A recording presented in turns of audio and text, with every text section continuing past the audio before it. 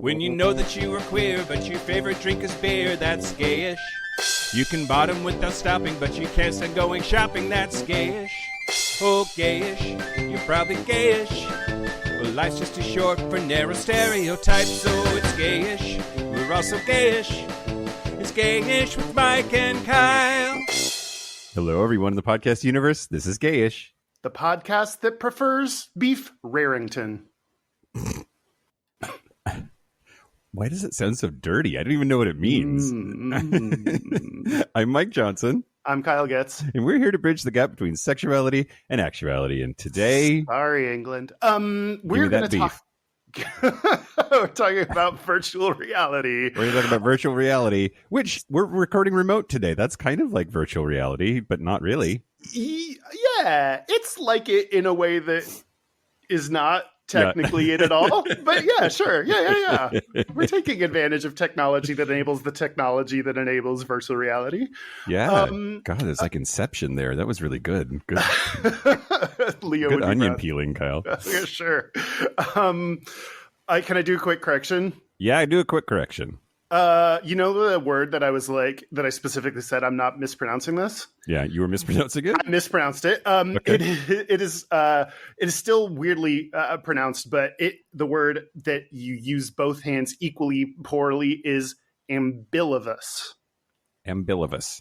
It still sounds weird. It's the B and the L feel like they're out of order, but that's what the word is. No one said anything about it. I was just because I took while we were recording, I couldn't find it on my page, so I guessed at it and I thought I had it, and that's never a good idea. But I appreciate your thoroughness, Kyle. Yes, that we often get that comment about our podcast. So thorough, so detailed. Yeah. I do. I have a quick correction also. It's not really a correction, an update, whatever. So this book that we got that is exactly the same as this book that you bought. Yes, it's very helpful that you're holding them up for the audio podcast we do. It's because it's virtual reality, Kyle. I want you to know that. Not for anyone else. It came from young Nicholas. Nicholas, who is part of the Big Fatty Online / Pride 48 cast of characters. So yeah. What's called again? He's like, yeah, that was me. It's the Contemporary Dictionary of Sexual Euphemisms by Jordan Tate, and not stolen from the Hennepin County Library, despite the stickers on it. I don't believe that. It's very library-esque. We should have our own little library system. That'd be fun. Yeah, that would be fun. You got to, I don't know, instead of overdue fees, just it's blowjobs. Do you know that they have libraries where you can check out a person for 30 minutes, you can talk to them about their experiences about a specific thing? There should be a porn version, check out a bottom for 30 minutes. Oh, okay. Library ass, lastberry, sexberry. Nope, I got nothing. I don't know what it's called yet, but we'll workshop that. It's the solidness of the idea that counts first, I think. And then, sure. A couple of quick updates. Number one, we will not be talking about Jesse Williams Wang today. I just want everybody to know that. Wow. And, a news story so big you're announcing that you're not talking about it? Yeah. I mean, yeah. Okay. And number two, updates on Madison Cawthorn. So the ongoing saga of Madison Cawthorn, the North Carolina primary was last week, and he did not win his primary. So he will be former Representative Madison Cawthorn just as soon as probably the Republican nominee that beat him is sworn in next January. And in addition to that, he is currently, just today, they announced he is under formal investigation by the House Ethics Committee for further issues with the relationship between him and his staffer. This time about a bunch of cryptocurrency transactions that happened that he had insider trading information about. And his boyfriend, not boyfriend, whoever the fuck that guy is, apparently has reaped a lot of benefits from all of this insider information. So we got many comments about that. One of them said that guy is his second cousin or something. Do you know if that's true? I have read that as well. I have not seen that like formally stated in a journalistic context that makes it feel real, like something I can repeat. So yeah. Discord does not make it real. Right. Yeah. Okay. And now the news. Now the news. Shut your mouth hole, it's time for your ear holes. News. News the first. So a couple in Maryland, a lesbian couple in Maryland, is claiming that a school has denied admission to their child because of their, quote, lifestyle. This kid is in 6th grade, and they say that so I'll read you what it says. Here's what the rejection letter says, and then you can dear names, thank you very much for your interest in enrolling your child, Braden, at Grace Academy. We appreciate your confidence in our ability to educate your child. Our admissions committee has reviewed the application and the information presented in the interview process. We regret to inform you that due to a lifestyle counter to the biblical worldview we teach, we have decided to deny enrollment to Grace Academy. It is our hope that your family will be blessed as you proceed with Braden's education. Sorry, the dog here is very angry at homophobia. Yeah. Hey, come on. Yeah, you better hang your fucking head. Okay, sorry. So, yeah, what do you think? What do you think that says? I mean, unless there's anything else obvious, like they're Satanists or they, I don't know. I'm trying to think of like what other lifestyle things they could be referring to, but yeah, no, it's defo that they're lesbians. Yeah, for sure. Like, so it's Megan Stratton and Jennifer Dane are the two moms here, and Dane. Or maybe like they object with the lifestyle choice of naming your kid Braden. Like, you know what? Come on now. we all know that's against God. You're supposed to be adults. Dane is a disabled veteran and CEO of the LGBTQ plus veterans advocacy group Modern Military Association of America. So the school is denying that it's because they're lesbians. I don't get why you would even... I thought places have learned by now you don't include, here's specifically why we're rejecting you. That just leaves it so open to lawsuits. Like, not that I want to tell people how to be homophobic better, but like, just be like, we're rejecting you. Yep. Yeah. That was silly of them, but put it in writing. Yeah. Well, yeah. Could it just been like a bumper sticker that said no? Yeah. Just get in the mail. My child is not enrolled at this high school. Yeah. Proud parent of someone who doesn't go here. The school said, quote, the decision of our admissions committee was based upon our understanding of whether the prospective family was actively pursuing a relationship with Christ.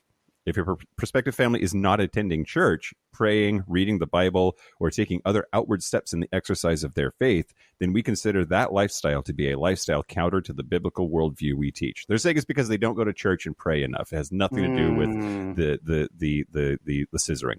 So, and of course that's bullshit. The moms are pointing out that there are several families in that school that are still married, but the husband is living with his girlfriend who is fathering her child. That is adultery. And it's just fucked up, Kyle. This is another one of those examples of like, they fucked up and they know they fucked up, so now they're trying to lie their way out of the fuck up. Yeah. And why not just say it's because you're lesbians? Like, I don't understand. Like, this is a country in which I think you could get away with that now. I mean, if you believe it that strongly, then... shouldn't you just admit it? If you think it's against God, like, you shouldn't have to lie about it. You should be able to like own up to your bullshit. Yep.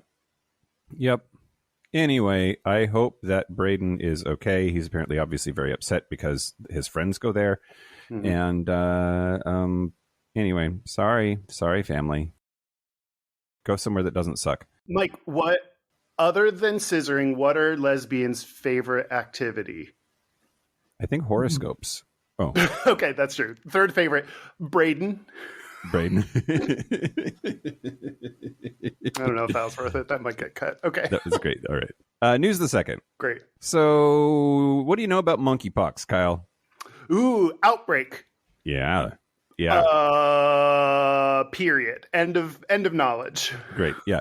So monkeypox is mostly a problem in Central and West Africa, but there have now been cases found in mainland Europe, as well as at least 9 cases detected in the United Kingdom. And the UK is noting that most of the cases, and this is where it gets interesting, have been predominantly found in gay and bisexual men. Now, you need to make a distinction between a sexually transmitted infection and a disease that isn't necessarily sexually transmitted, but having sex can do it. Yeah. So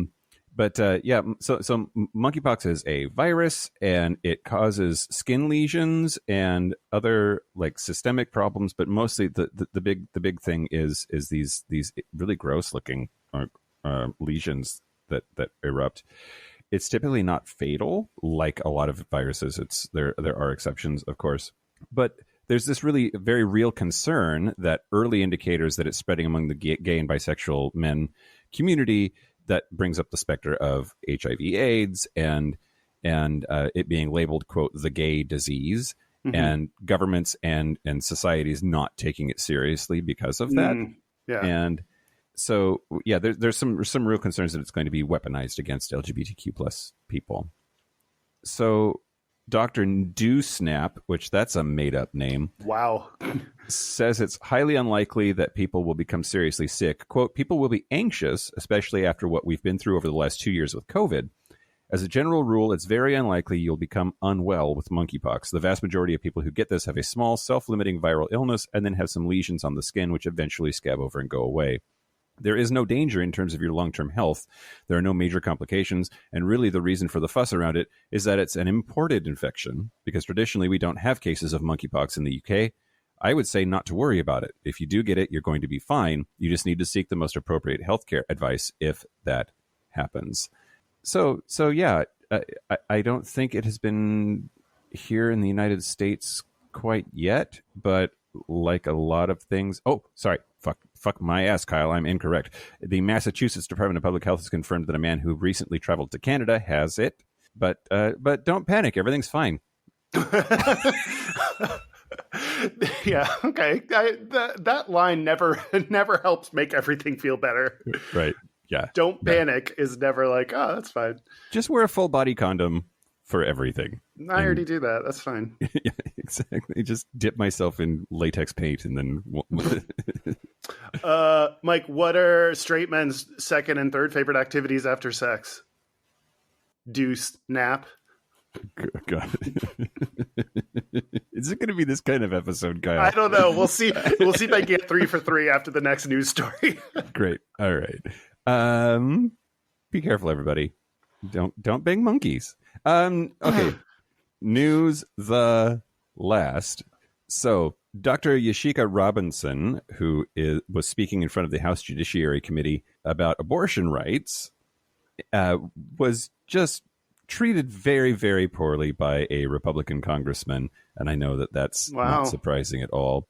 But North Carolina Republican Representative Dan Bishop asked the doctor to define the word woman. Ooh, great. This is a new technique that we're seeing on the right, especially in congressional hearings, because in Congress you can just be as shitty as you want to, I guess. But we've talked about Roe v. Wade, and that it's looking like abortion rights as a federal right that covers the whole country is likely to be struck down by the court here coming up in June. This hearing was called, quote, Revoking Your Rights, the Ongoing Crisis in Abortion Care Access. And it explored the implications of overturning Roe v. Wade. And Dr. Yashika Robinson is a board-certified OBGYN and a board member with Physicians for Reproductive Health. So Dr. Robinson was talking about the difficulties already faced by pregnant people across the United States. And, of course, that is a trigger phrase now for the right to say pregnant people. So then Representative Dan Bishop said, quote, in your written testimony, I noticed that you said that you use she, her pronouns. You're a medical doctor. What's a woman? And Dr. Robinson began to tell Bishop, quote, it's important for you to understand why I said I use she, her pronouns. And then he interrupted her and said, what is a woman? Which, it's unfortunate to me just how fucking rude and interrupty congressmen get to be, because they're scoring points. Anyway, she said, quote, "I think it's important that we educate people like you about why we're doing the things that we do. So the reason I use she and her pronouns is because I understand that there are people who become pregnant that may not identify that way, and I think it is discriminatory to speak to people or to call them in such a way as they desire not to be called. It's important that we respect each individual person." He asked her again, "Can you answer my question of what is a woman?" She said, "I am a woman." And he said, "Is that as comprehensive of a definition as you can give me?" And she said, quote, "That's as comprehensive of a definition as I will give you today, because I think that it's important that we focus on what we're here for, and that's to talk about access to abortion." I love that she, I love that she shut him down. You know, I think it's just like, I don't want to play this game with you. Like, you're asking a question to get a specific answer so that you can fight about it, and I don't want to do that. I like people that are just like, I'm not going to do this with you.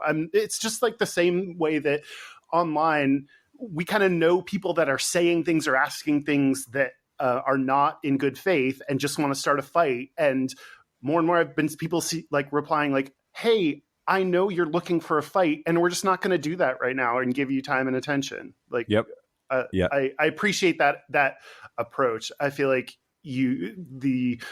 we're getting better at understanding, like, I don't have to answer your question because you're not genuinely trying to learn information. You're trying to take me down into a fight, and that's not going to be useful to anyone. And that's not what we're here to talk about. So it's, yeah. Well, and of course, they're on the lookout for her to say, "No, I can't define it." So they're like, "Oh, they don't even know what a woman is," and she also can't just refuse to comply, right? Like I thought this was masterfully done, and I'm hoping to learn some things from her approach to this fuckface asshole dickbag. That's the news. That's the news. People that are not fuckface asshole dickbags are the following Patreon members. Allegedly. Well, that's true. We have not individually researched each of you yet. So for now, in good standing are Mason Woods, Harry Shaw, Eric Dowdy, and Yo Stoissel. Thank you, Yo, for messaging me, taking the big risk and messaging me how to pronounce your name. I did actually read it, but don't get too comfortable, everybody.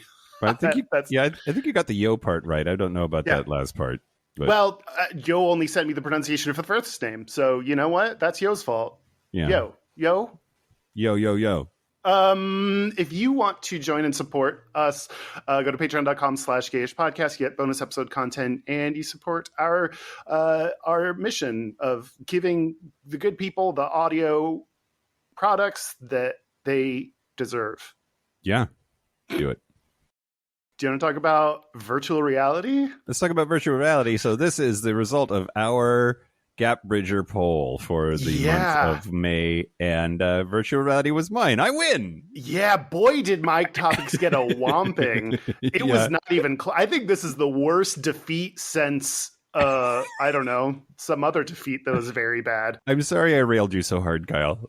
I don't mind, but I mean, just to put it out there, for me, I think of crypto as being such a bro thing. Yeah. But, you'll never know the data or studies to prove whether or not that's true. Yeah. I guess we'll just have to go with Mike's topic instead. Yep. Virtual reality. Mm-hmm. Yeah, do you want to start? Yeah, sure. I'm going to talk to you about the history of virtual reality. So if you had to so first of all, virtual reality, or VR as the kids call it. Oh, great. Is quote a simulated experience that can be similar to or completely different from the real world, which that's like it's either completely this or not at all. Yeah. But most of the time when we think about VR, we are thinking about a computer-generated environment of some kind where you wear a goofy thing on your head to like be immersed in it. Does that jive with your general understanding? Yeah, I mean, the biggest thing that I saw that was like trying to make sure it's not like an overlay. Like phones and other technology can do overlays on top of the real-world augmented reality, but this is different in that you are completely immersed in a virtual world. Yeah, do you remember Google Glass and how fucking creepy it was? I I remember it like, yeah, they really took a swing and it didn't. They thought they were going to be like the next hit, and here we are, glassesless in the year 2022. So it didn't really catch on. Yeah. Well, and there's a guy at work back in the day who was like a gadgety tech bro kind, except he wasn't really a tech bro because he was also like older. He was like in his 50s, which I don't know. I think you age out of broiness. At least this guy, kind of did. But he and another engineer got in a fight because he refused to take off his Google Glass. He's like, it's not on. And he's like, well, how do I know it's not on? Like, how do I know you're not recording me? Take that shit off your face. And it brings up some interesting questions, I think, about. Wow. I mean, like, these days, you're probably being recorded. If you're in a public space, yeah. The idea that Google Glass would be the glasses? Google Glasses. I think it's Google Glass is what I remember it being called, okay. But that doesn't mean that's true. Yeah, I don't know. There's so many other ways for you to be surreptitiously recorded if you have laptops there. Like, does everyone have to turn off their laptops too? I don't know. People always just get scared of whatever the new technology is. And, it's not always without cause, but it's just like anytime anything's new, it's like, is recording you a new possibility, or is it just new to you and that's why you notice it? Yep. Yeah, exactly. Well, so the word virtual has been around for a really long time. Wow, we're really breaking it down. Okay. Yeah. To be, that comes from like the mid 1400s, give or take. But it's really only applied to the computer sense, like software, since 1959. What was virtual before it was about computers? That it's, quote, being something in essence or effect, though not actually or in fact. So like how God isn't real, but people think he is? Is he virtual? Maybe. I don't totally understand that definition, but I don't live in their time, so I guess I don't need to. So I do want to talk about this Antonin Artaud character who... Oh, sure, I did too. Oh, he invented the phrase virtual reality. I was lying, so... Cool. Well, okay. I didn't know that. Good for him. Yeah, well, it was French though. Oh, never mind. La réalité virtuelle. But then when his book was translated into English in 1958, that is the earliest published use of the term virtual reality in English. So, and then of course science fiction picks up on it.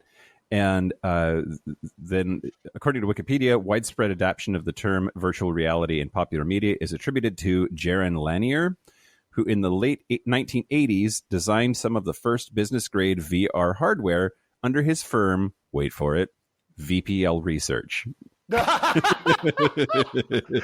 Oh my God. I have a company called that too. Yeah.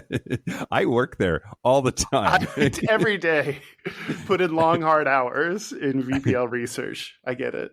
And the 1992 film Lawnmower Man. Did you see Lawnmower Man? No. I mean, I remember not seeing it because it was scary, and now I kind of want to go back and see it because I was like 14. That's like, it's on the cusp of, age appropriate or whatever. But it was a science fiction horror film directed by Brett Leonard, and it's about a intellectually disabled gardener and this scientist that tries to use virtual reality technology to make him smarter.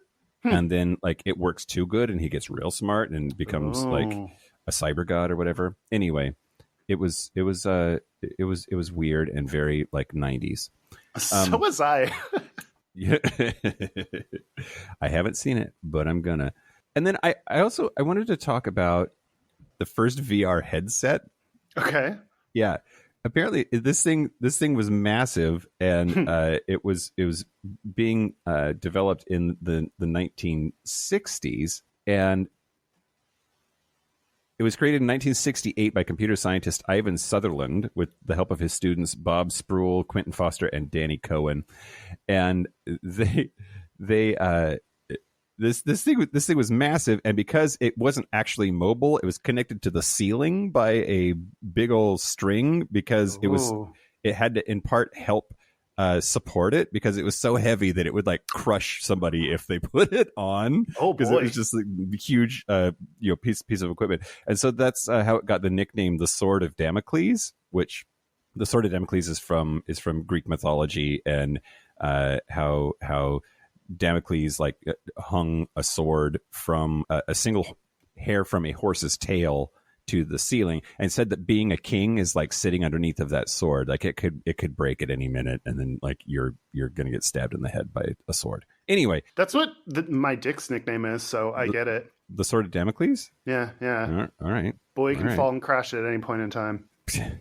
I get that. It's super interesting to me that we were like, experimenting with this stuff so early. Like, do you remember any of the early attempts at VR? Because I feel like it was in the 90s that we started getting excited about it, and it just has been shitty. No, I don't think I remember any of the. I think Google Glass is the first time I remember anything. I mean, but yeah, clearly that was like they tried to make it mainstream. So I know they have to be like experimenting and trying shit leading up to that. But no, I don't remember any of this. Okay, well, there were some fairly early, especially like video games, right? Like there were some attempts to enclose you in, like put goggles on, things like that were more or less successful at doing what we now think of as virtual reality. Like there are a lot of like race car games, I think, that sort of fit, right? Because you're sitting in a car like thing and you're manipulating car ish controls, but it's the monitors and the sound that try to create like an immersive experience for you or whatever. And then there are like examples too of like movies. Like there's this dude, Morton Heilig, who's super interesting. He was interested in making movies, but having those movies be like all of the senses. Like he was trying to figure out how to like pump smells into the theater so that you could have that as part of the experience, and vibrations in the chair, and like if there's a rainstorm, like spraying water on people, shit like that. Don't they have these like 4D movies nowadays? They do. That's coming back, right? Like this was in the 1950s and 60s that he was trying to do this stuff. But now I think like arguably we are starting to have the technology that we can actually make some of these things happen right when no one's going to the theaters. It's like maybe that's the way to try to get people to actually go to a theater, is to do more shit, because otherwise people just want to watch it at home. Yeah. And speaking of doing it at home, the Oculus, which is Facebook / Meta's virtual reality technology, is gaining in popularity and has been around now for a few years. And it seems it and other devices like it, the HTC Viva and what's that other one? Valve had one, right? Is it just the Valve Index? Yeah, Valve Index. But yeah, like things have gotten portable and good enough and cheap enough that like people are starting to have full virtual reality experiences in the comfort of their own home, and it's getting better. So Meta and its whole Metaverse thing of like we're all going to be living in these weird like virtual worlds it just might actually happen, and I think the implications for that for society are going to be pretty crazy. Yeah, I think that's it for now. Did you find anything gayish in your pursuit of the history? I looked for some gays, but I think that there's plenty of gay shit in there because, as you're going to talk about, I think like anytime there's new technology for like telecommunications, it's always porn forward, and gay porn is always in the mix. Yeah. So not specifically gay, but yeah, I'm going to talk more about just technology and porn are extremely interconnected. So I just picked out a few examples of how porn has forwarded the advancement of technology. And it's I think it's so interesting because porn is one of those things, a lot like, just sex in general, that is not classy to talk about. That you have to pretend like everyone or near everyone watches or consumes in some way, and you're not supposed to admit it. It's just one of those pervasive things that like we all just kind of pretend isn't there, and it's vital in driving forward technology. So a couple examples. The VHS versus Betamax in the 1970s was a war between two competing standards. And this person, Patchen Bars, he has written a lot about porn's effect on mass communications. He wrote a book called The Erotic Engine. And he said, without porn, there is a very good chance that the VCR might have never taken off. So the VCR, originally, people that were into porn, it was nice to be able to watch porn from home instead of watching it at a theater. And even though Betamax had higher quality, VHS tapes could, like me, last 3 times longer. And Sony made a decision to not allow porn on the Betamax format. So that decision is one of the things that they say, like, in spite of higher quality, contributed to the fact that VHS was the standard that then picked up and grew, and Betamax did not. I remember Beta, and I remember all of the Beta fans out there that were like, it's clearly better than VHS. It just is. What the fuck is wrong with all of you people? And like, yeah, but you can't. We need the prawn on there. We need the prawn. Yeah. You see, the porn is very commonly misspelled prawn. No, that's makes it sound so cute. Yeah. The betacucks, as I like to call them, didn't win out in that. That's what they're referring to, betacucks, right? They're the people that advocated for beta as the okay. By the end of the 1970s, erotic films. I could tell if this article intentionally, like, or if erotic films is a broader category, or if they just couldn't keep using the word porn over and over and had to change it up a little bit. Anyway, erotic films were over 50% of all videotape sales in the U.S. Sure. And in Germany, that they knew about. That's yeah. And in Germany and Great Britain, it was over 80%. Good work, Germans. Videotape sales. You know, I see Germans and Britons as being kind of horny, so that makes sense to me. Other examples, closed captioning. Apparently, porn companies invested in software to help automate the placement of closed captioning, because more than a film, it's like it's important where that closed captioning gets placed. It's true. If dialogue and plot is important to you, as it is to me, but you're hearing impaired, like I imagine some closed captioning in your porn would be super valuable. Well, not just hearing impaired. If you, like many people, keep it muted because you don't want other people to hear it. Yeah. I didn't read anything more, but there was I just saw a recent news story that some deaf guy was suing Pornhub for not having closed captioning. So I don't know. Electronic payments. In the mid-90s, Richard Gordon founded the company Electronic Card Systems, and that what did you say? Card systems? Yeah, I heard hard.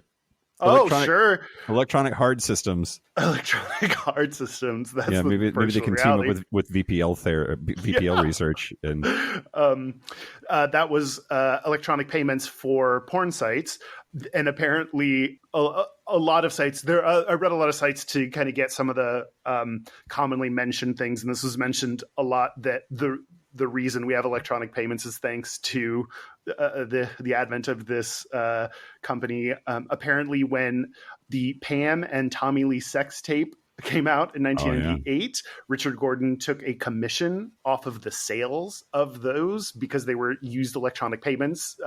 And so he made a fuck ton of money during that whole thing. Okay. Wow. Yeah. Maybe we should have talked about Jesse Williams Wang. Like the sex tape, like, did they know? Were they in on it? How are they compensated for that? Is it okay for us to consume that content? Like, there's just so, like, anyway, go ahead. Sorry. Wait, what do you think Jesse Williams was in on this? If not him, then maybe his people. Huh. You think they orchestrated the filming of it and the release of it to do for a PR stunt? Maybe. I mean, Jesse Williams hasn't been in the news for like however long. It was off Grey's Anatomy however many years ago, and like maybe this show isn't doing so hot. So like let's talk about his dick and put it out there. Like, I mean, okay, but like the public statements he's made are that it was a violation and it sucks. So I just feel like the theory that it might be him being the one doing it is a little bit of... I would be willing to believe that he didn't do it, but like I don't believe that his people. I don't know. I think the jury is out on his people. That's all. Look, I think that the stereotype of like the publicist that will do anything to make their client famous, like I think is partially based in reality. I don't know. That just feels like, oh, you did it on purpose, like something that's violating and exposing and like takes advantage of a person to then be like, oh, but it's you did it yourself, or you got notoriety from it, so it's okay. I don't know. I don't like that kind of vibe. I think that, especially because, at least publicly, at least as far as we know, that was not intentionally released by him, and he did not authorize it and was not did not welcome it, that I feel really weird about looking at media or consuming his dick. Yeah, sure. Yeah. Just like I feel weird about, I have belonged to and then left Facebook groups or things where people take like secret photos of like hot dudes at places and then post them. And that just feels really weird. I don't think you have, I think legally you don't, there's no expectation of privacy when you're in a public space. So it's not that you should expect, it's not that it's illegal or anything. It just feels weird to post random guys that, I don't know. Yeah. Well, so the Tommy Lee sex tape, like Sure. that world, like everybody had access to that thing, and like the internet wasn't really that big of a thing at that stage. Like it was mostly VHS tapes, if I remember right. But like you could legit like call an 800 number and have them ship you a shrink wrapped like here's the tape, like and that seems so super problematic. Like in a digital world like we're in now, things get shared and copied and like it's so much easier. But back then, without that infrastructure in place, it was like there's a lot of evil, like shady shit going on. Other things similar to the VHS versus Betamax kind of industry war, the HD DVD versus Blu-ray. Even though HD DVD was technically higher quality, the porn industry standard became Blu-ray for high definition, and that led to Blu-ray winning out. So it's kind of like it's like porn kind of picks the winners digitally. There's plenty of other things on the internet that I can talk about. Apparently 30% of porn or of web content is porn. So like the internet is so much porn. Things like pop-up ads or banner ads, like porn was among the first like iterations of those. But to the topic, virtual reality, porn is also a early adopter and driver of virtual reality. A Pornhub virtual reality category started in 2016. And Pornhub Insights, which I love, said the Christmas of 2016, on the day of, there was this big spike in views of virtual reality porn because, as they guessed, that people got VR headsets for Christmas. And then after, you can see the before and after daily views of their VR porn category, it's like double. So like after that Christmas day, then the overall trend of daily views of it stays up and remains up in 2017. Yeah. And the global value of the VR adult content market in 2021 was 700,000 in the US and US dollars. And by 2026 is estimated it will be 19 billion. So good Lord. They are really expecting a big growth in VR porn. And all of this goes to say that, so back to Dudesky or I just assumed his gender, I don't know, Patchen Bars, who writes about technology and porn, said, quote, pornography exerts a disproportionate influence over technologies at the stage when they are new and glitchy and expensive and difficult to use. They create an initial market that allows them to develop to the point where they're ready for the mainstream. So porn is on the cutting edge of technology. People are willing to pay for things that are of or relating to porn. There's money there, and we I guess are willing to accept glitches or new technologies because it gives us fun new orgasms. So yeah, so these things are very much connected. I have more about gay porn and VR specifically. I think in the Patreon segment, we're going to play a little game about the plot of some VR porns, some gay VR porns. But I love me some plot, Kyle. You boy, do you?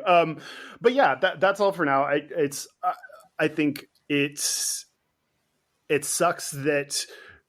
Or not sucks. It speaks to our society's lack of willingness to talk about sex and sexual topics that, contributes to this. It's huge that porn is a huge contributor to technology and the development of technology. And, how often will we talk about that? And how often will people admit that it's there, that it contributes to that? And how many laws do we make trying to regulate porn and porn consumption, even though everyone does it? It's just, it's one of the most pervasive things that we don't let people talk about. And I think our discomfort with talking about sex also leads to our discomfort of talking about sexuality as well. And contributes to people just thinking that gay people, all it is sex. That's the only thing they know about. I don't know. I think all of this is connected. Yeah. Oh, absolutely. It absolutely is. And I was reading about something I never really considered. Have you done virtual reality porn at all? No. I mean, I've seen videos of it where you can click around and get the experience of looking around. But that's about it. Yeah. And me neither.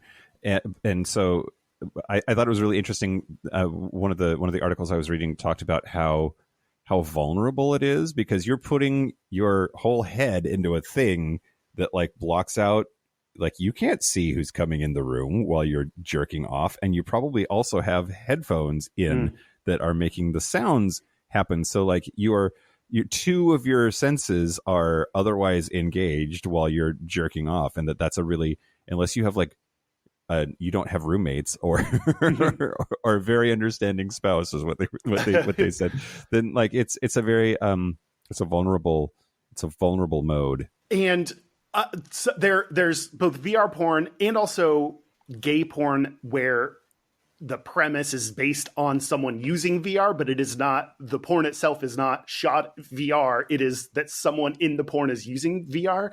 And so many of those that I've seen involves someone taking advantage is the nicest way you can say that. Taking advantage of someone else using the VR. It's it sets, if you're not actually shooting something like a gay porn in VR, if just the premise is that just basically sets up a scenario where it's someone that's oh, he had on his VR headset, so I blew him. And it's that's, I mean, I know this is porn, so it's a fictional scenario, but in this fictional scenario, you raped them, so I guess that's hot. But I don't know. I think it sets up this way that, I don't know.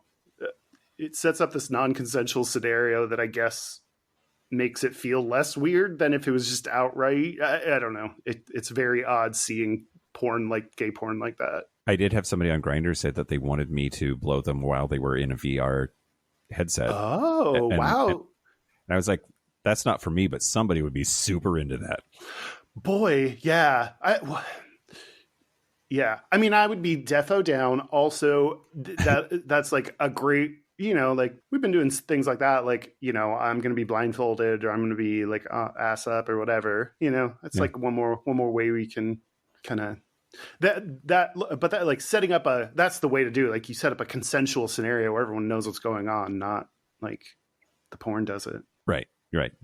There's also a connection that there's all these studies that say LGBT people are more likely to have higher incomes and are earlier adapters of technology. And so I think we're also higher porn users. And I think there's a connection between all of that. But I didn't dig it too far into that, because sometimes I feel like the assumption that LGBT people are higher incomes sometimes just take the cis and white people. They like kind of, how many studies have we looked at that are like, oh, whoops, this is mostly white people, or like there's no trans people included in this, or this is, some of those scenarios that I think you if you dissect it a little further, like there are people that have higher income, but to then generalize that for the whole community leaves out so many people that are, either don't have a home anymore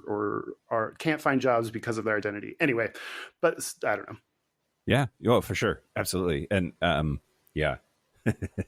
It's good to be aware of those things. Some studies I think have gotten better lately about saying that. Like, we recognize that like it was all white people. Sorry about it. Like, hopefully, the downside of studies that hopefully they explicitly recognize that and put that up front. Also, if that's the only data that people have available, then to generalize LGBT community like that and to treat our community like a monolith, no community loves that.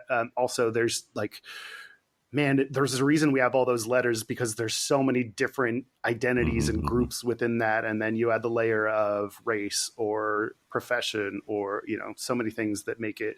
That's like the reason intersectionality was born is to talk about some of this. Like it's not just you're black and you're gay and just add those two identities together. And that's defines you. It's like they're completely unique challenges that black gay people face, Yep. Anyway, that's the random musings I had about that looking at technology and porn led me to, that instead of coming up with something formal and thoughtful, I just went from my brain into the podcast and said it all in a roundabout way that hopefully made sense. You did it. I did it. Yeah. Well, I wanted to talk to you about virtual reality therapy. Okay.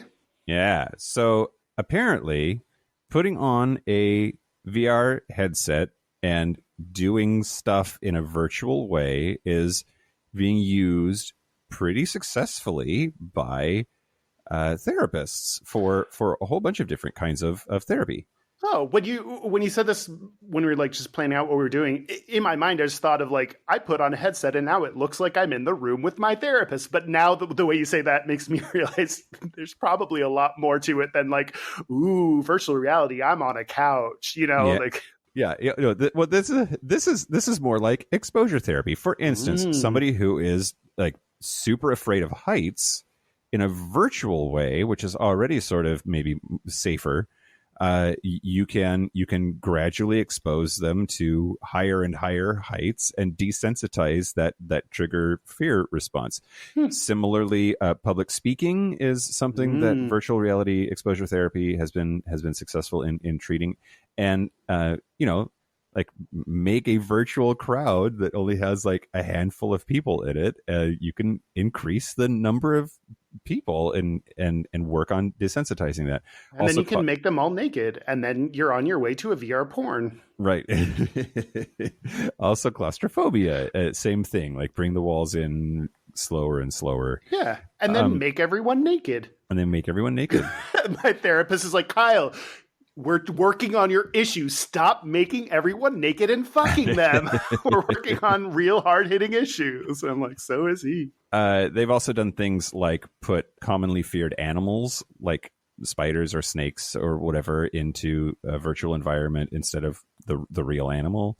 And then PTSD. So depending on what the trigger was, whatever the event was that was traumatic, they're more or less easy to recreate in a virtual environment, but doing so and reliving it in a controlled way or maybe a subdued way or in a repeated way can help people work through that stuff. Okay, now we're going to get to the other stuff. So depression apparently is something that they're working on using. There's a game called Sparks that has a number of features to help combat depression. And that you take on the role of a character who travels through a fantasy world and you combat literal negative thoughts and learn techniques to manage your depression in a video game sort of way. This is where it gets crazy to me. And it all makes so much sense, but I just never thought about it this way. When you play a video game, and a virtual reality video game is no different, a lot of times you put together your character and you get to decide what you look like and your things about your body, and you can change all of this stuff to make your avatar. And virtual reality things that aren't video games, like communities, like Second Life and whatever the metaverse shit is that's going on over at Facebook. But like, you put together an avatar.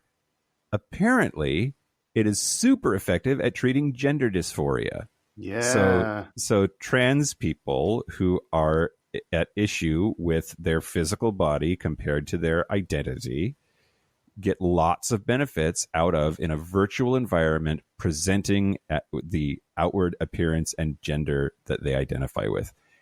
I don't know about you, but that just fucking blew my mind that like, it's because I'm cis and don't have to like deal with, feeling like I have the wrong body, but being able to interact in a virtual world in the right body is just transformative for a lot of these people. Yeah, no, I came across that. I'll talk about other good and bad things about VR for the LGBT community, but that was definitely one of them. Is the ability to experiment in a safe way.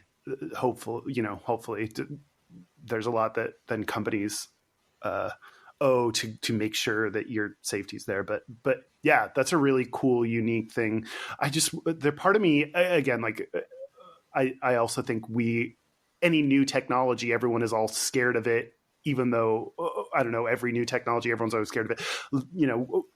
If you have this euphoria that is created, or, not just trans people, but anyone that experiences these good things that in a virtual reality world, what's the benefit in existing in the real world? Like, if you have, and sometimes the real world sucks. So like, maybe it's helpful to have a place that feels good and safe. And I guess this is what like WALL-E was based, the movie WALL-E. But yeah, I mean, there's gender dysphoria. People who experience gender dysphoria, I have not experienced it, so I am nervous to talk about other people's experiences. But it is reportedly profoundly uncomfortable.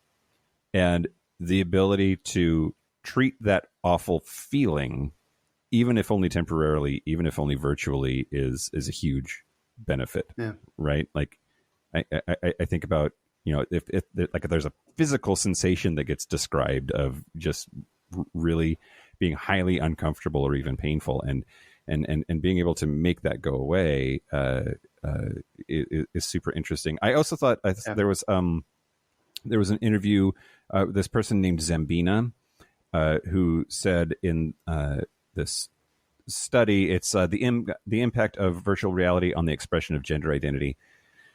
And there is she said, quote, "It's so therapeutic to look in the mirror and see a girl, even if it's virtual." And she goes on to talk about how she is in the closet, that she lives with her family who is not supportive. I got the impression that she was in high school, but I don't think that her age was ever actually said in the discussion here. But how having such a non-supportive family, lots of dead naming, lots of refusal to use names and pronouns correctly for this person, she could go into this Oculus VR experience and the family can't see that. Like, to them, she's just laying on her bed with a thing on her head. Yeah. And meanwhile, she's plugged into this other reality that's super helpful and therapeutic for her. And I thought it was really interesting. Like, it's like a closet that has the right clothes in it. Like, and if that's what you need to get through your growing up experience, then like, why not use that tool, right? Yeah, that totally makes sense. Especially if you can't in the outside world kind of experience that. But I'm sure I think those tend to be there's also people that, it's still hard, regardless of whether you're in a unsupportive environment. Like, it's still hard for people, even, with the most support possible, it still sucks and is hard. And so having some kind of escape or hope or place that you can go to lift that feeling. I think sometimes we get stuck with, me with depression. Like, sometimes you just don't even realize how bad it is because that's just how it's been. So having something to compare to be like, oh, like, this could be so much better. Like, there's this feeling exists out there can give you hope. And Yeah, that's all I need to say about that. Just like virtual reality, I think it gets associated with the global takeover of our universe by Facebook, a colossal waste of time, glorified video games, nothing but a porn vehicle. And we can debate all of those things if you want to, but there's also this like shining example of it in a controlled, useful way is really helping people, and I think it's pretty fucking cool. Yeah. Well, this is, I think, leads nicely into, I'm going to talk about some of the pros and cons of virtual reality specifically for the LGBT communities. Great. So that's a great example of one of the benefits that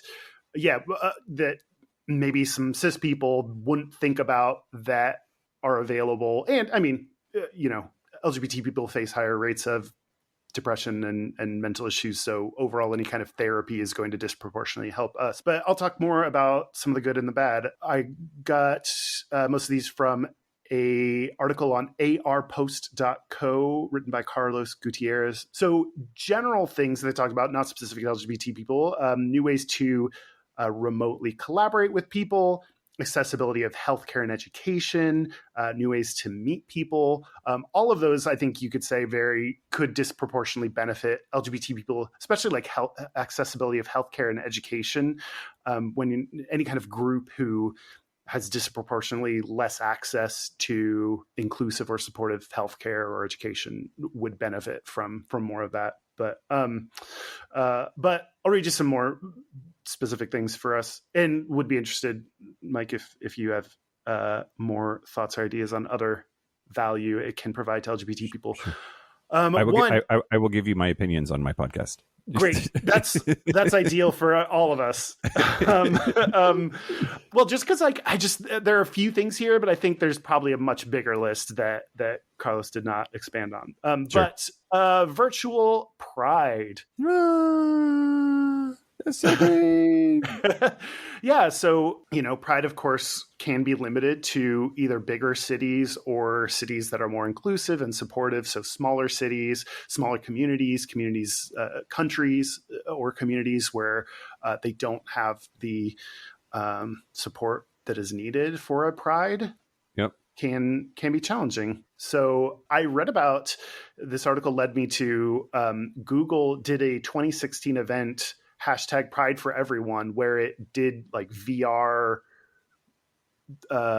like event where people could do a virtual pride march and parade. And I do think there are a lot of things that are like, well, what's the difference between VR and just, attending something virtually, like through our existing technology. And I do think the idea of a pride and feeling, watching a documentary or doing attending a speaker session or doing something, remotely, it's very different than the actual physically being there, looking around, seeing other people. I think VR would lend itself very well to a pride event and immersing yourself, feeling, I think that could really help you feel like you're more of a part of the community by feeling like you're physically there. So yeah, well, so like World of Warcraft, one of the servers has a pride parade, and everybody gets their character all dressed up, and they stage it, and then they like march through together in this virtual environment.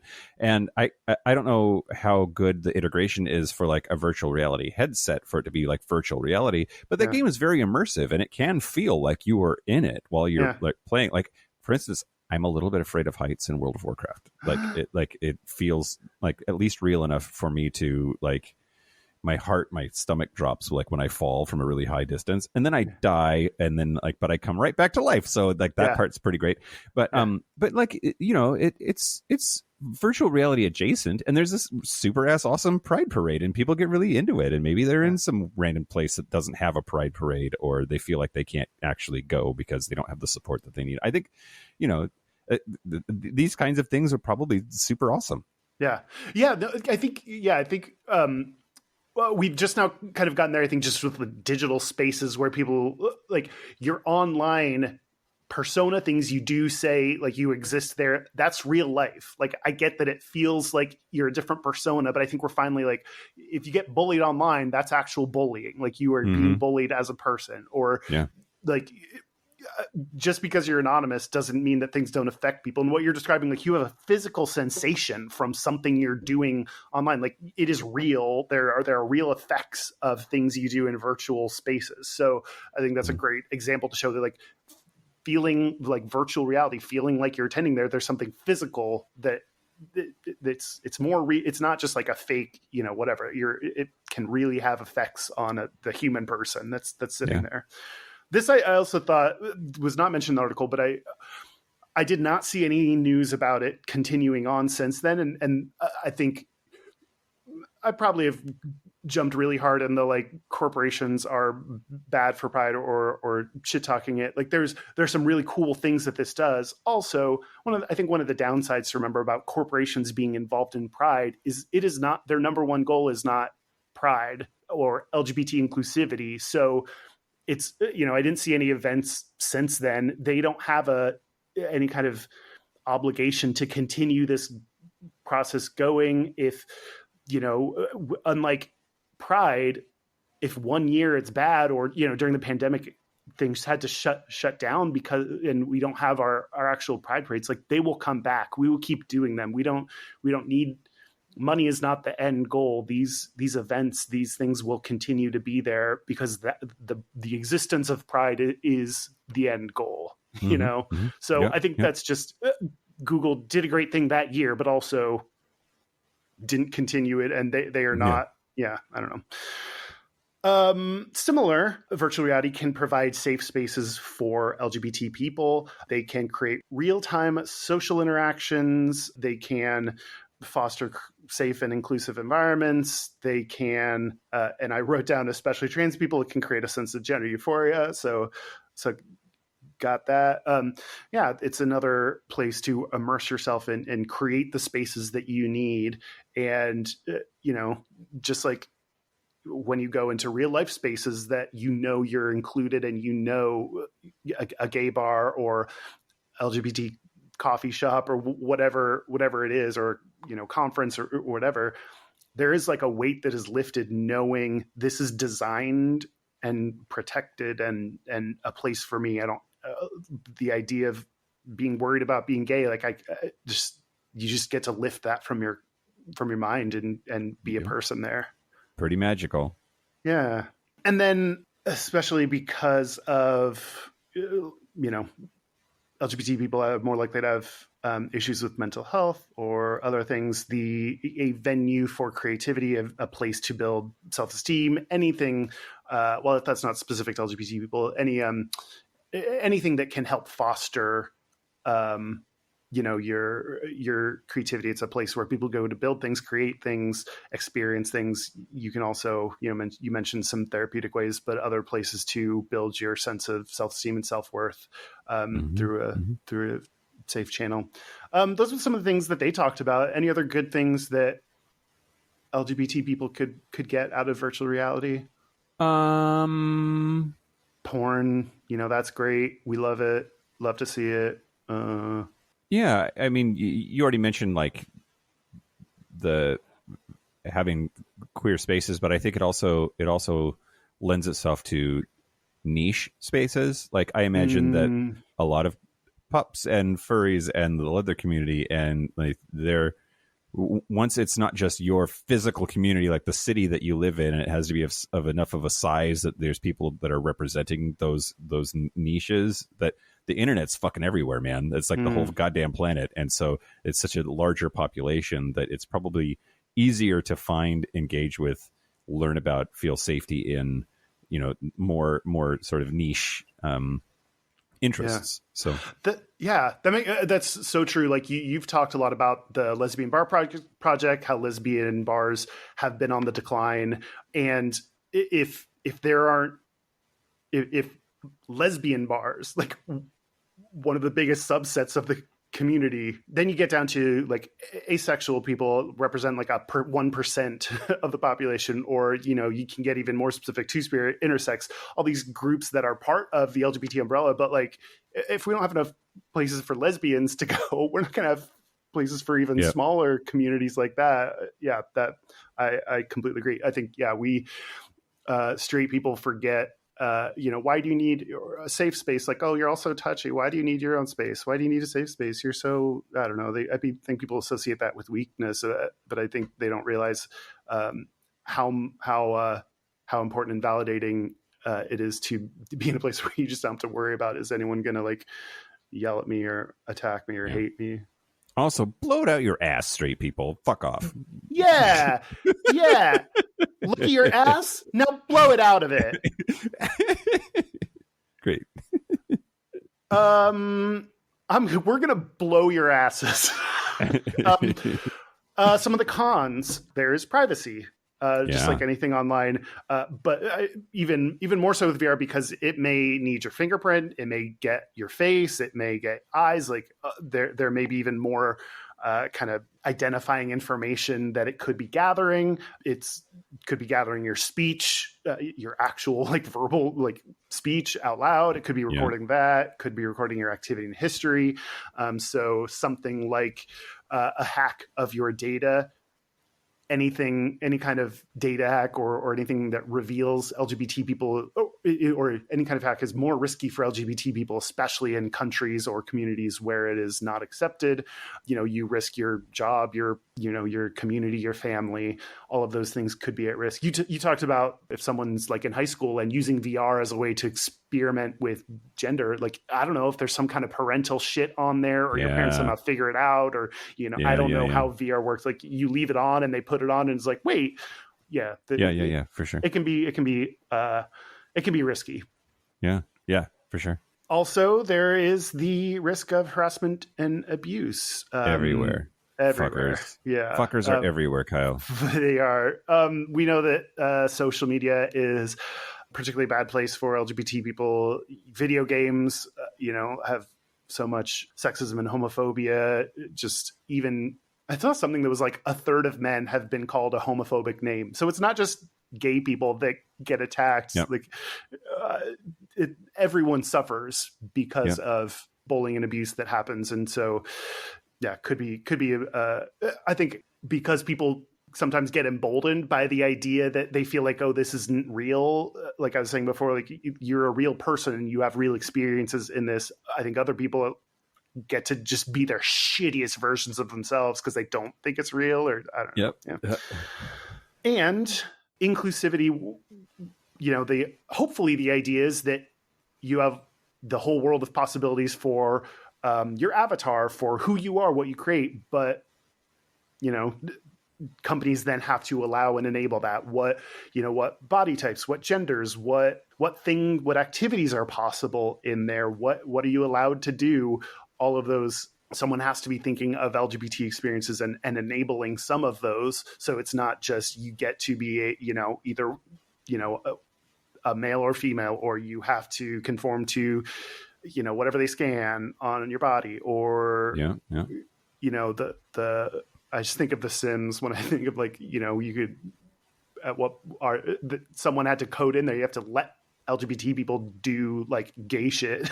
Yeah, right. Someone has to think about that and know to let people do things that may be beyond their own experiences. So so I don't know, hopefully getting LGBT people to consult and other minority groups to consult and help ensure the experience of VR is accessible to everyone is important.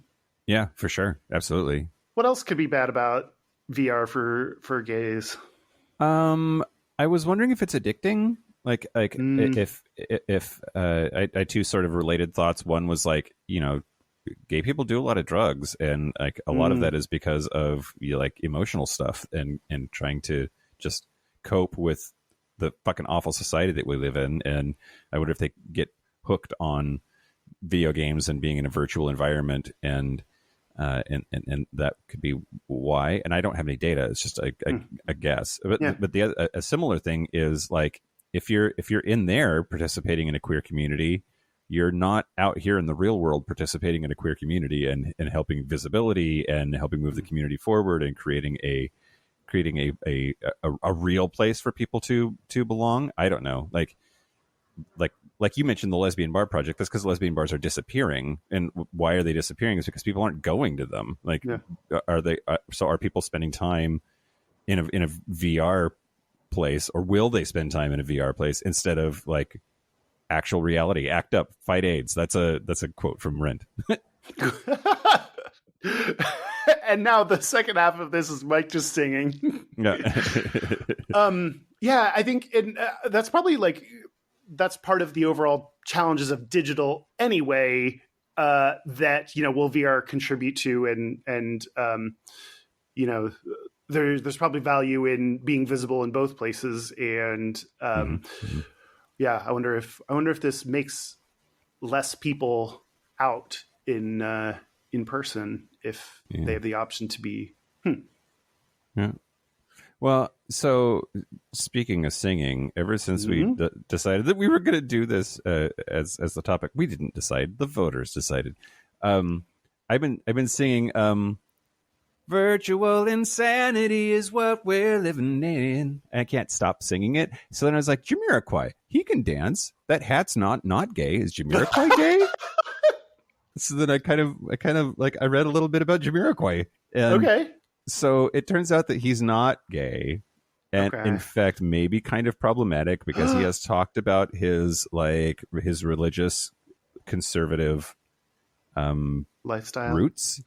So then you go a little bit further. I couldn't find anybody related to Jamiroquai that was gay at all, but I'm taking you on a journey, Kyle. Strap in. I'm ready. Strap on. Strap on. So then, do you remember the QAnon Shaman Viking that was part of the January 6th Capitol riots? Yep. Do you All remember? the gays were like thirsting after him, and then it was like this weird whole thing of like, let's pick someone better. Well, somebody posted a side-by-side of him and JK, the lead singer of Jamiroquai, trying to start the rumor that they were the same person.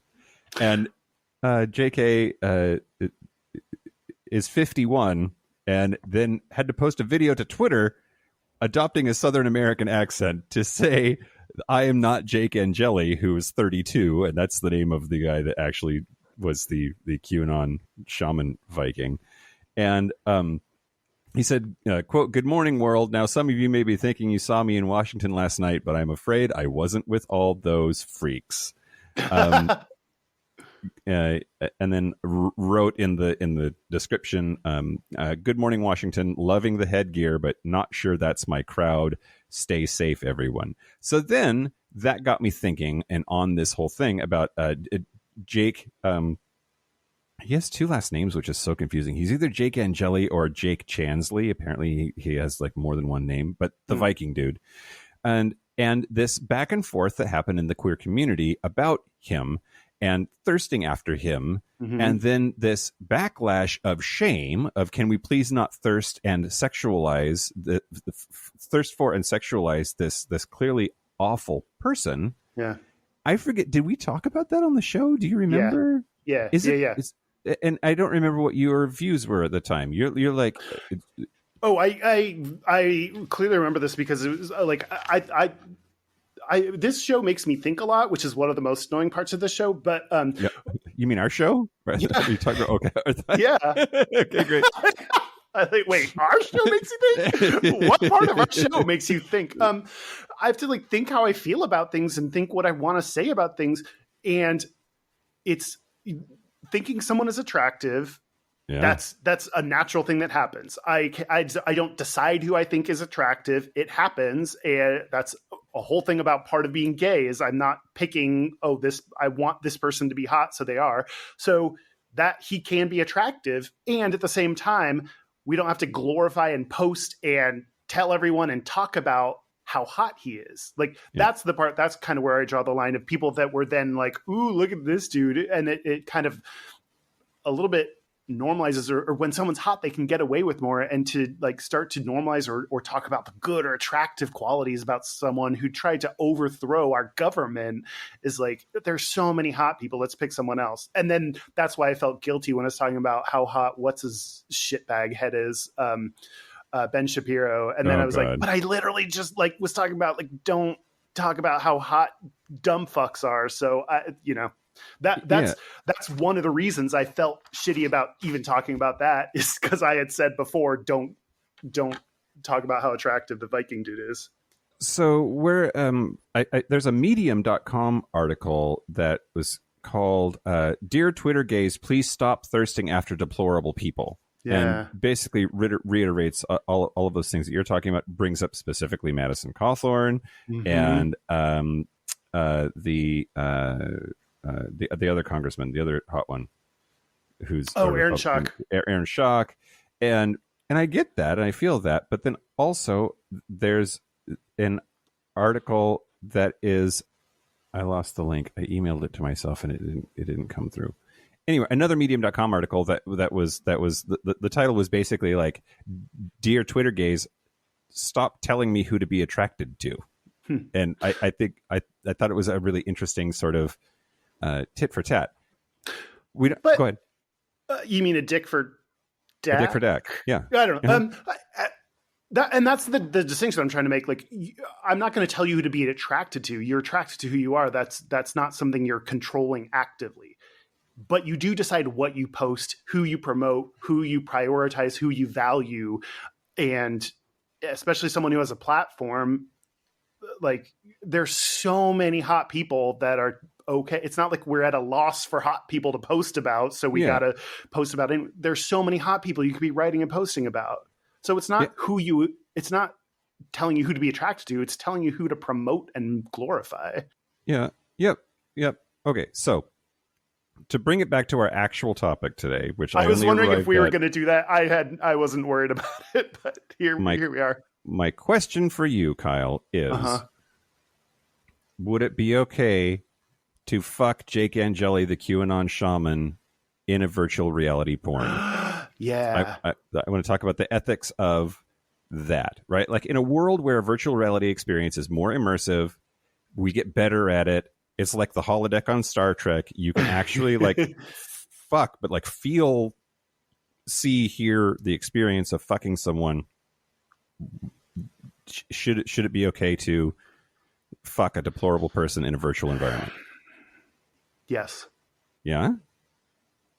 Next segment. You seem like that was reluctant. Does that make you uncomfortable to say? No. Oh no. I think you should. I didn't think I sounded reluctant. I thought I sounded way too confident for the complexity of the issue. I was reading stuff that's, you can ask this about deplorable people. There's another article that I think we'll talk a little bit more about that had ethical questions in the Patreon, but it's like, you could create a simulation of your ex. There are a lot of things you could create that seem a little bit unethical. I think who you are, if you can construct someone that looks exactly like Madison Cawthorn and you fuck them in your dream, what is virtual reality but a dream brought to life? I think that's part of the problem. That dreams feel otherworldly and something that we can't help. So that somehow justifies what happens in them, right? Well, I mean, I think the distinction is what I do with my own time. I construct this thing. I pretend to have sex with him. I don't know. I don't see any like downside or harm to that. It's if I release a video that contains his likeness. I think there are people that do that right now with the face thing, like that create videos that look like someone else is having sex, and we can make them very realistic. I've seen several videos that it really does look like Justin Bieber's getting railed by a 10-inch dick. I was, for research purposes. Yeah, right. And like the posting publicly of something or allowing other people or making it look like it's real or giving other people access to that is different than just if I'm privately creating an image that looks like him. I don't know. I right now don't see the harm in that. Okay. What do you think? Well, I don't know. I was just going to grill you on your moral. No, you gotta jump in on this too. I mean, I think I don't think it is a victimless crime to create without consent a likeness of someone else in a virtual environment for the purposes of sexual gratification. Like I think that like once you've done that, there is the possibility of it being leaked. You know, the internet is everywhere and always, and I think that's if that person doesn't want to be your virtual sex doll, I think that they probably shouldn't have to be. I mean, what about like drawing nude pictures of Aaron Schock or Madison Cawthorne or the Viking, like, and just for yourself, like, well, so, and then that's the next stage of the argument, right? Like, then if you move on and talk about like the moral, ethical value of the person, does a deplorable person, is it okay for them to be the object of this thing that you're doing? I have less problems with that. Like, to me, the issue would not be that you like made the hot QAnon Viking and had sex with him. It would be that he wouldn't want you to do that, and that he has some intangible, I can't put my finger on it, right to his likeness, or his even a virtual version of himself as sort of violating or something. But I don't know. I think that this is like a thing that we have figured out as a society. We don't really have good answers for a lot of these things. And as virtual reality gets better and more realistic, I think it's going to get even more difficult to sort of sort these things out. So is it, I mean, I'm trying to think, you know, the steps on the way. You imagine whoever you want, like someone may not want you to imagine them at all. Like someone may not want to be a sexual image in your imagination. Or when you talk to friends, you talk about a person.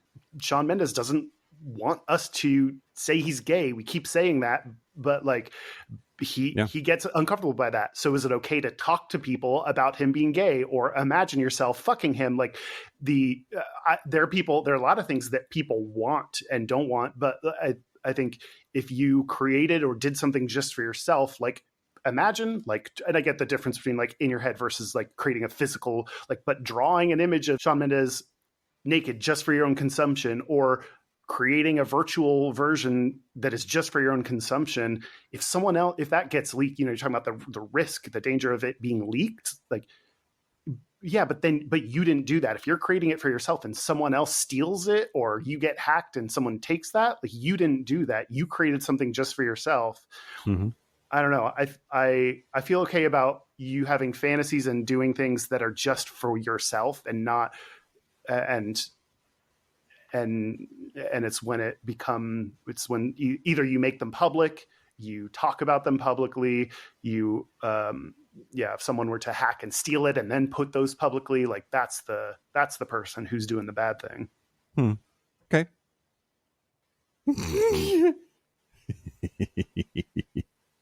For some reason, I have this, I can't quite put my finger on it, but there's like something about the realness of it that affects it, right? Like if I just cut a hole in a pillow and put a printout of Shawn Mendes' face on it, then fuck it.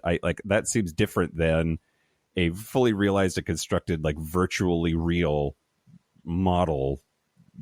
Like it feels like, I don't know what I'm trying to say, Kyle. It just seems like, no, I understand what you're saying, but I also, I don't know. And for the record, everyone can jerk off to me as much as they want to. I don't care. So go for it. Wow. All right. Here comes the fan art. Yeah. Spell comes. Did we do it? We man, whenever you ask this question, I always feel this intense pressure of like, I mean, I don't know, yeah, Mike. I don't know either. Yeah, I don't know. We talked about some stuff, and some of it was gay, some of it wasn't, and some of it was virtual reality. Then that's life. Yeah. So you want like do you want to take a virtual break? No, open the virtual fridge and eat some virtual leftovers? Yeah, and then fuck Shawn Mendes. Great. Madison Cawthorn, but like his face on the Vikings body. No, I don't know. Anyway, we'll work on it. No, we won't. No, we won't. We don't. We're closing the book on that. All right. Should we take a break?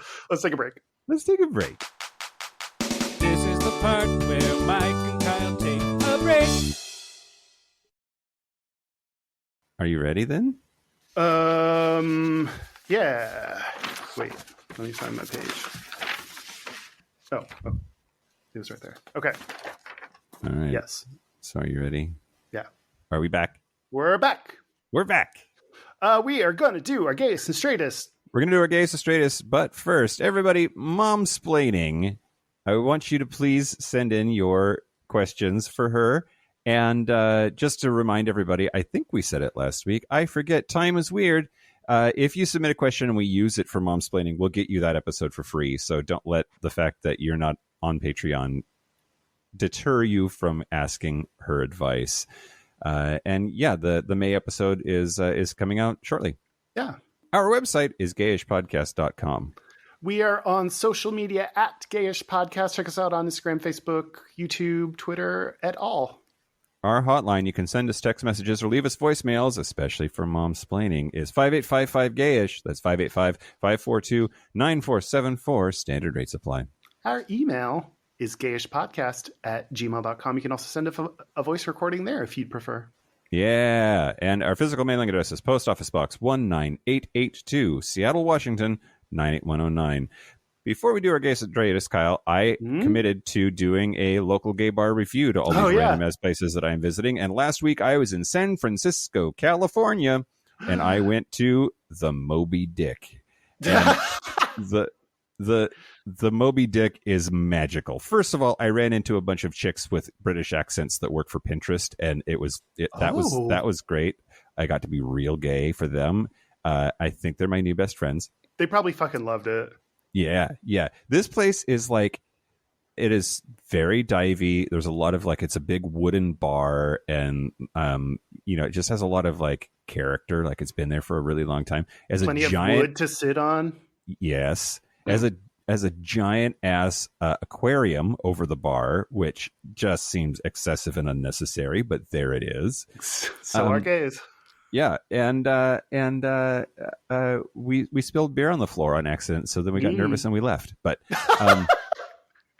it was really great. I really enjoyed that space, and I think the name is hilarious. And that was my San Francisco bar. I forget. Are you rating it on a scale of anything, or yes? I recommend. I give the Moby Dick a B+. Oh wow! Okay. Yeah. I'm going to change the scale every week. Next week, I'm going to rate it in dildos. I don't know. Perfect. It's time for a Gayest and Straightest. Gayest and Straightest sponsored by Spaces, a new group chat app for niche queer communities by Hornet. Do you want to go first? Sure. My gayest is, I've not done this in quite a while. I was at a gay bar. I was sitting down, I was having one last drink and just sitting there by myself and just started talking to a rando dude. Just like, look at you. I mean, yeah, not that exciting. But I mean, like the idea of just another gay there and just chatting with another gay was not like for sexy or anything. It was just like chatting with a random gay person at a gay bar. That's fun. My straightest is I have been wearing, the weather's warmer. I've been wearing skirts. I've been practicing with heels since I'm going to wear some heels at the red carpet at the Cybersocket Awards. So I've been wearing my kind of more femme stuff lately. And so the other day I was walking around with a skirt and some flats and I just farted. And I looked around to make sure, but like farting in a skirt made me feel real straight. I was like, I may be wearing this, but look. Here's what needs to happen. Farting in a skirt has got to be like the title of something, right? Yeah, my experimental punk band. Yeah. Well, the gayest thing about me this week is also it's been getting warmer lately. Related, 60 degrees equals tank tops. I've been like, I know 60 degrees is considered just cold AF in most of the country, but here in Seattle, that's tank top weather, baby. And mine, I've got a good little collection of gay ass tank tops going now, which I'm pretty excited about. And then the straightest thing about me this week, I was in San Francisco for a team meeting, and one of my teammates kind of pulled me aside and went, "Did I hear you say you were married to a lady?" So we bonded over our lady divorces. It was, yeah. It felt very, very straight. Sweet. Our listeners, Gayest and Straightest, this week comes to us from our Discord. It's from Flax, Straightest. Noticing the skid plate was hanging under my car while on a road trip and having the tools and being able to take it off at a gas station. Ooh. And Gayest, making sure I didn't mess up my hair or clothes while I did it. God, I just got my nails done, so now being real careful with it with that. Well, your nails look good, girl. Like they're thank you. They match the skirt I'm gonna wear for the red carpet too. Oh, they sure do. I'm so nervous. And by the time this episode drops, we will know if we have won or not. So yeah. And enjoy we will know if us's. I fell down on the runway. It's not a runway. Anyway, so if you want to join me on Spaces, you can download it. Search the iOS App Store for Hornet Spaces or Queer Spaces. We got a really big group there, one of the biggest on Spaces. So come join us, hang out, chat with me, and be friends. They're a great group that support us and sponsor us. So we appreciate them and everyone who joins. Well, that is it. A special thank you to, I don't know, Jamiroquai. Sure. Potentially homophobic Jamiroquai. Thanks. That's fine. I would like to thank the following non-homophobic people: our super gap bridgers who have been a $50+ supporter for a year or more. Thank you to Harry Shaw. Hi, new person to the list. Josh Copeland, Forrest Neal, Patrick Martin, Anonymous, James Barrett, Steve Douglas, Explosive Lasagna, Christopher Farrell, Jamie Pugh, Kevin Henderson, Tibbs McStumbles, Donald Linsky, Thomas B., Dusty Sands, A.E. Coleman, Chris Cagitatorian, Jerome York, and Cian and Javi. Thank you to all of our super gap bridgers. Thank you as always. This has been Gayish from the Chris Cagitatorian Studios. I'm Mike Johnson. I'm Kyle Getz. Until next week, be butch, be fabulous, be you. See ya. Yay.